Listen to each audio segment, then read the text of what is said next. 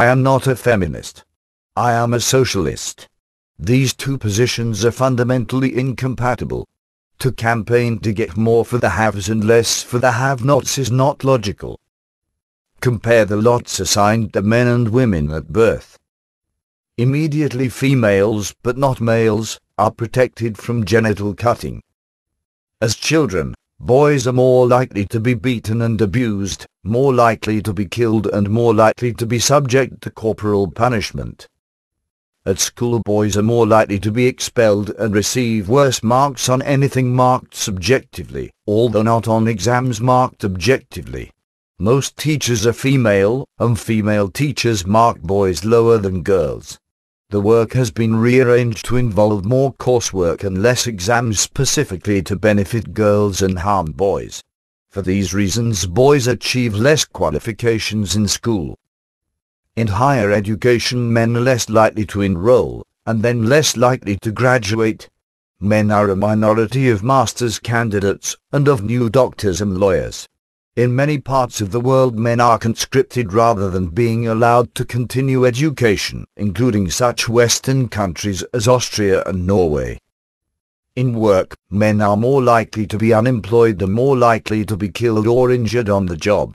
Men are also put under more pressure to burden themselves with work to provide for themselves and others.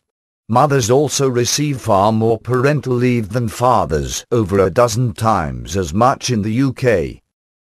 Men are more likely to be the victims of every form of crime against a person with the possible exception of rape. Men are sentenced to much longer average sentences for the same crime than are women, even when all other factors are taken into account. Criminals also receive longer sentences when their victims are women. Men are more likely to be homeless and more likely to commit suicide. In romantic relationships, men are generally burdened with all the responsibility. Starting a relationship, paying for things, obtaining consent, or generally male responsibilities. A marriage breaking up will generally end in a man losing most oral contact with any children.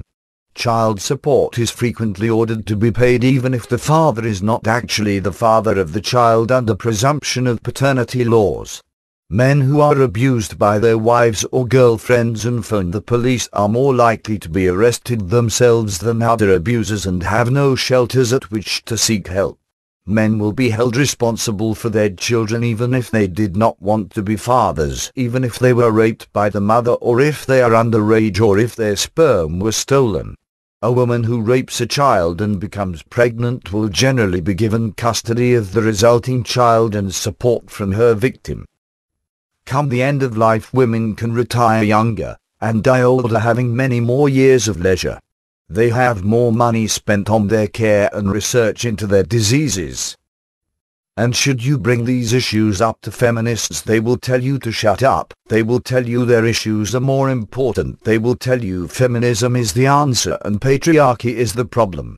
They will say anything designed to discredit these problems or to stop any action to remedy these problems. So be a gender egalitarian or be a but do not be a feminist.